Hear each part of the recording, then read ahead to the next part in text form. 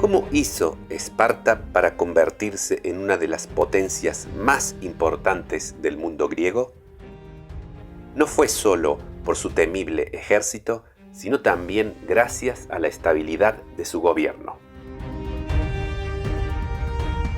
Mientras otras ciudades-estado del mundo griego, como por ejemplo Atenas, estaban plagadas de conflictos internos, tanto sociales como políticos, en Esparta, por el contrario, parecían reinar el consenso y la armonía entre los ciudadanos. ¿Cuál era su secreto? Eso vamos a explorar en esta clase. En Esparta, el conjunto de los ciudadanos parecía cooperar por el bien común con un inusual nivel de concordia.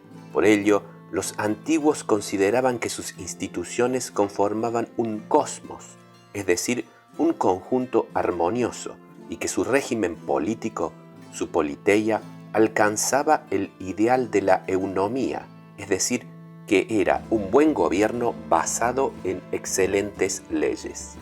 La tradición le asignaba a la constitución espartana una gran antigüedad y un origen que asociaba la sabiduría del gran legislador Licurgo con la sanción divina del oráculo de Delfos. Esa sabiduría se había plasmado en un texto conocido como la Gran Retra. Existía consenso respecto de que Esparta era una polis diferente de todas las demás, pero no sobre cómo definir su gobierno. Los griegos distinguían tres grandes tipos de regímenes políticos: el gobierno de uno solo, que podía ser una monarquía o una tiranía; el gobierno de unos pocos, que podía ser una aristocracia o una oligarquía; y el gobierno de muchos, que podía ser una politeia, que podríamos traducir como república, o una democracia. Las instituciones de Esparta eran, sin embargo, complejas y no parecían encajar exactamente con ninguno de estos tipos. Por eso, los pensadores más agudos, como por ejemplo Aristóteles, consideraban que Esparta contaba con una constitución mixta que combinaba elementos de distintos tipos de regímenes políticos. Lo que distinguía a Esparta era precisamente la presencia de un sistema de pesos y contrapesos con diferentes poderes que se neutralizaban entre sí para generar equilibrio y estabilidad. Las principales instituciones del gobierno de Esparta eran: primero, la diarquía o monarquía dual; segundo, los éforos, que eran los principales magistrados; tercero, la gerusía o consejo de ancianos; y cuarto y último, la apela o asamblea. Veamos cada una en detalle. Los ciudadanos espartanos que tenían 30 años o más se denominaban colectivamente hoi homoioi, es decir, los iguales. Claro, no eran verdaderamente iguales, existían entre ellos importantes diferencias de riqueza y de prestigio, pero sí contaban todos básicamente con los mismos derechos y las mismas obligaciones.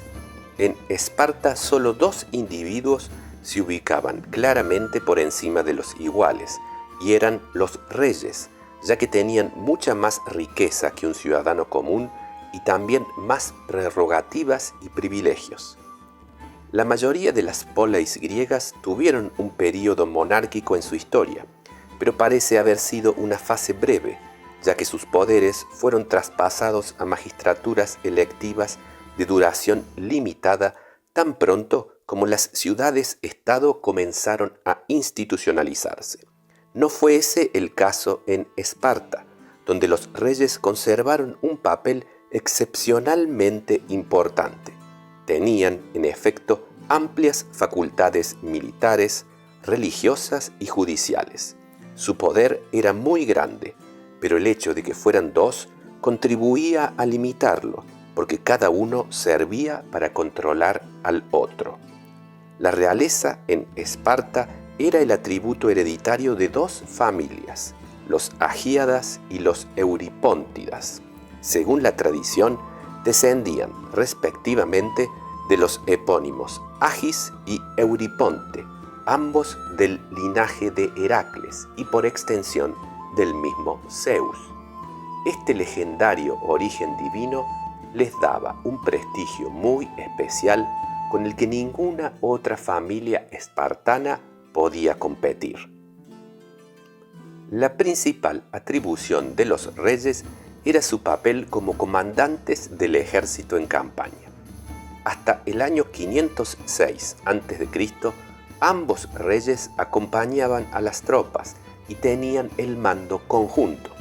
Sin embargo, en ese año, debido a un conflicto entre los reyes Cleómenes I y Demarato, se consideró apropiado sancionar una ley estipulando que, a partir de ese momento, solo uno de los reyes iría al frente de batalla, mientras que el otro debería permanecer en Esparta.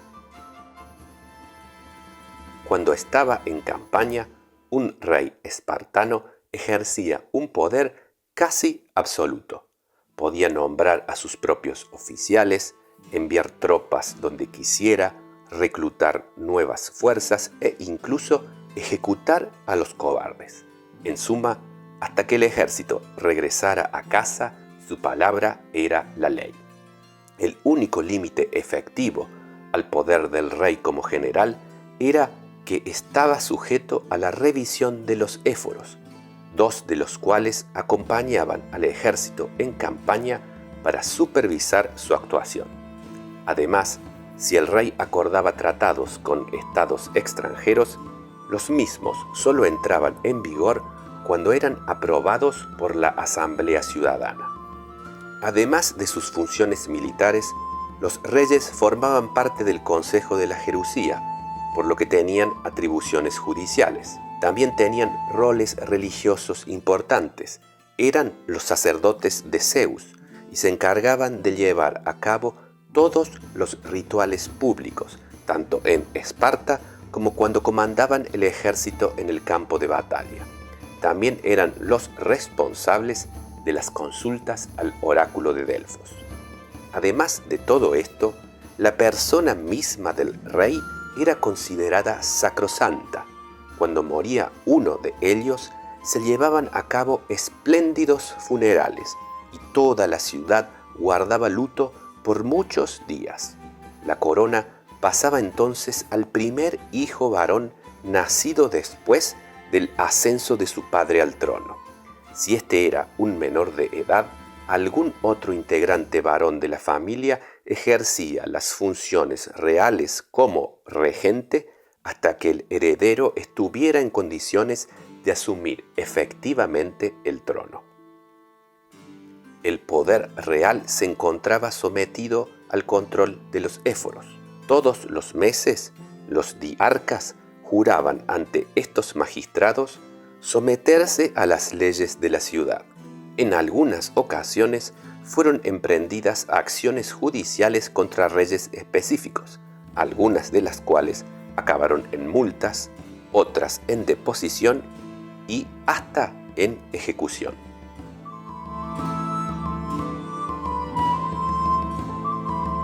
La asamblea espartana se congregaba anualmente en el equinoccio de otoño para elegir a 5 éforos, en griego éforon.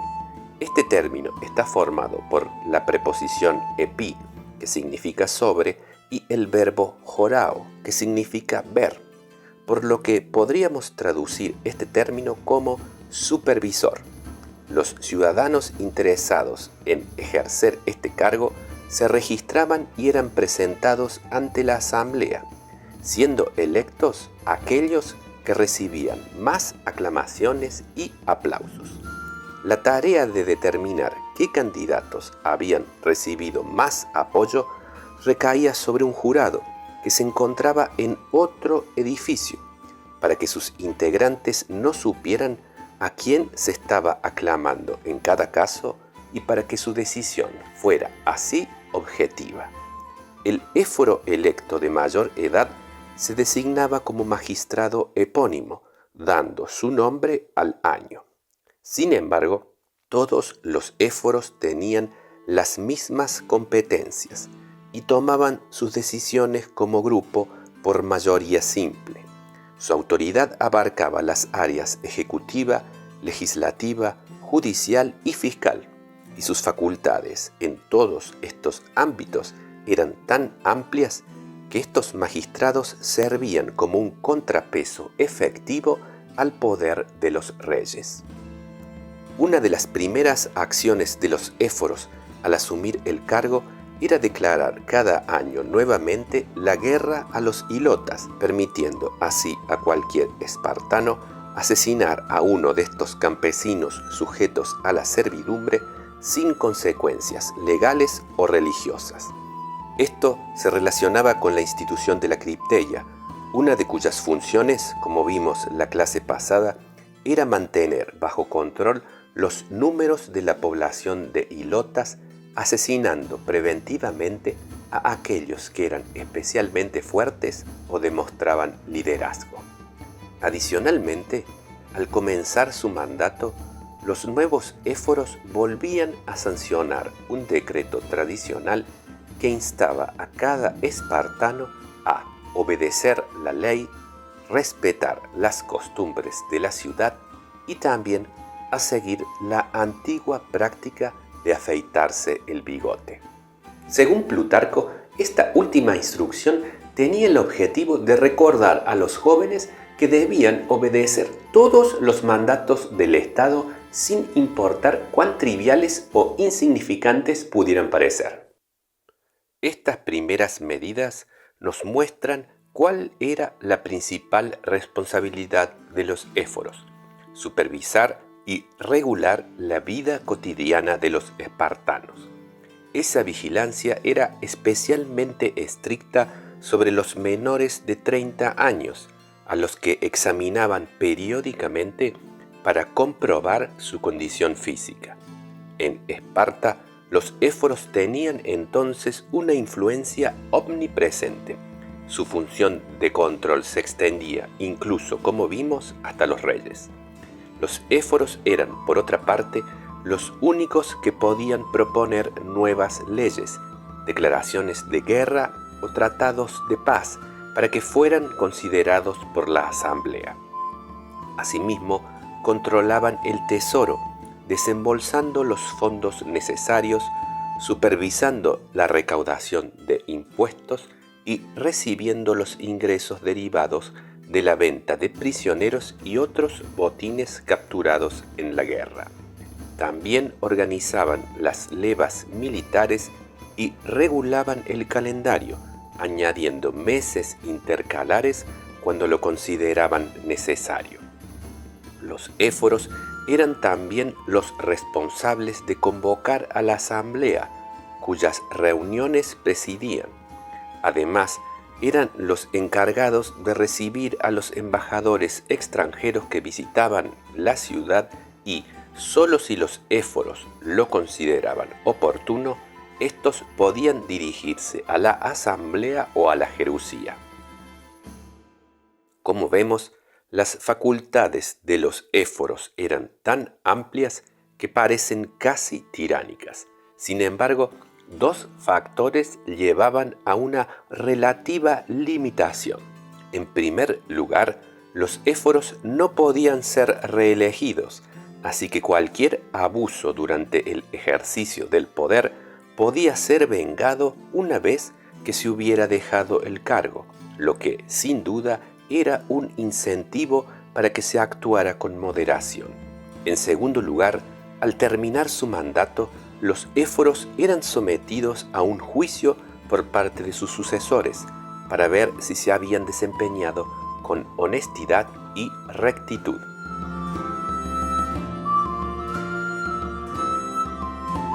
La gerusía era un consejo vitalicio de 30 integrantes. 2 de ellos eran los reyes espartanos.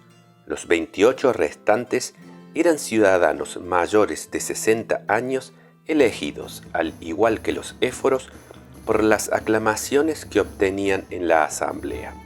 La pertenencia a la gerusía parece haberse concentrado en las manos de las familias más distinguidas de Esparta, por lo que este consejo habría actuado como el elemento aristocrático u oligárquico por excelencia de la constitución.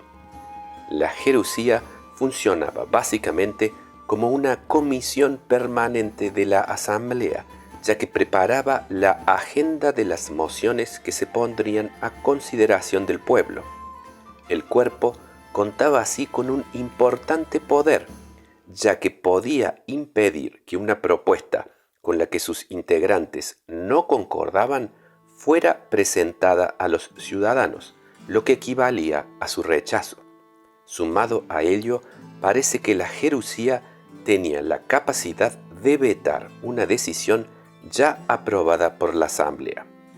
Es claro, entonces, que la Gerusía servía para atenuar el poder de los éforos, ya que filtraba las iniciativas que éstos querían presentar al pueblo para su sanción definitiva como ley. La Gerusía también tenía funciones judiciales, actuando junto con los éforos como el máximo tribunal de Esparta que trataba todos los casos capitales, es decir, aquellos que, en caso de condena, implicaban la pena de muerte, el destierro o la pérdida de la ciudadanía.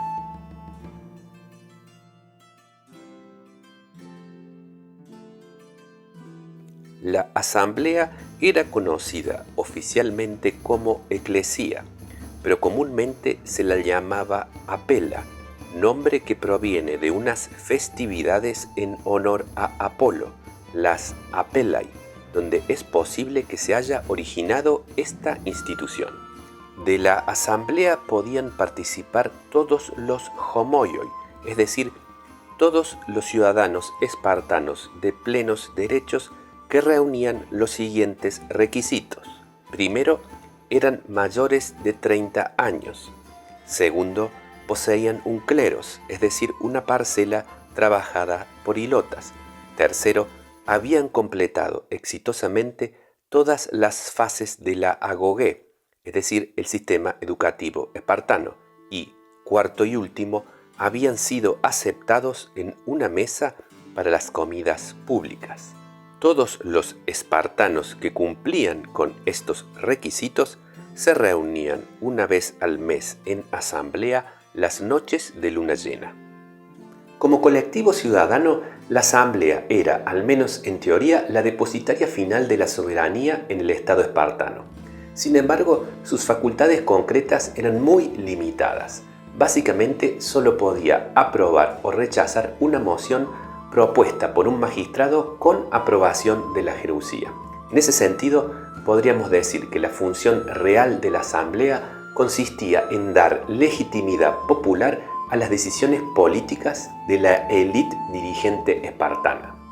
Para aprobar o rechazar una moción, la asamblea recurría al mismo procedimiento que ya vimos que se usaba para las elecciones de los éforos y gerontes, es decir, la aclamación y no la votación. Este método para la toma de decisiones podía ser fácilmente manipulado por los magistrados. Tucídides relata en su Historia de la Guerra del Peloponeso un episodio que lo ilustra claramente. En el año 432 a.C., cuando se debatía en la apela espartana si convenía o no declarar la guerra contra Atenas, el éforo Estenelaidas, argumentando que no podía distinguir cuál opción era aclamada por un mayor número de ciudadanos, solicitó que los presentes se dividieran en dos grupos según su postura. Como resultado, la opción a favor de la guerra ganó decisivamente. Con este astuto truco, Estenelaidas, que era un decidido partidario del conflicto, forzó a los opositores a su postura a enfrentarse al estigma de ser vistos como cobardes si se colocaban del lado de los que se oponían a la guerra. La constitución espartana contaba con rasgos monárquicos, aristocráticos y democráticos. Sin embargo, del análisis que hemos llevado a cabo en esta clase se desprende que los dos primeros elementos predominaban claramente sobre el tercero. La élite dirigente de las familias aristocráticas, entre las que descollaban los linajes de las dos casas reales, era la que tenía verdaderamente en sus manos las riendas efectivas del gobierno espartano. El pueblo ciudadano, en cambio, solo era convocado para legitimar y asumir como propias las decisiones que ya se habían tomado dentro de ese grupo. La estabilidad del sistema político espartano provenía en parte del ingenioso sistema de pesos y contrapesos entre reyes, éforos y gerontes que forzaba a estos poderes a buscar consensos para llegar a decisiones políticas viables. Sin embargo, el sistema funcionaba también porque los intereses tanto de la élite como del resto de los ciudadanos eran coincidentes. Como beneficiarios del sistema militar que había permitido transformar a todos los homoioi espartanos en propietarios de tierras trabajadas por hilotas, todos los ciudadanos tenían un claro interés en preservar el orden existente. Es posible que esta coincidencia de intereses sea el verdadero secreto que explica la estabilidad de Esparta. El principal defecto de este sistema político, antes que en sus instituciones, parece haber residido en las difíciles pruebas que debían superarse para alcanzar la ciudadanía plena a los 30 años de edad. El problema de Esparta no radicaría entonces tanto en los conflictos entre sus ciudadanos como en la caída continuada a lo largo de su historia en el número de estos, un fenómeno que los griegos llamarían oligantropía. Espero que esta clase les haya gustado. Si ha sido así, para no perderse ninguna más de las que vamos a subir aquí en el canal, por favor no dejen de suscribirse. Hasta luego y los veo en la próxima clase.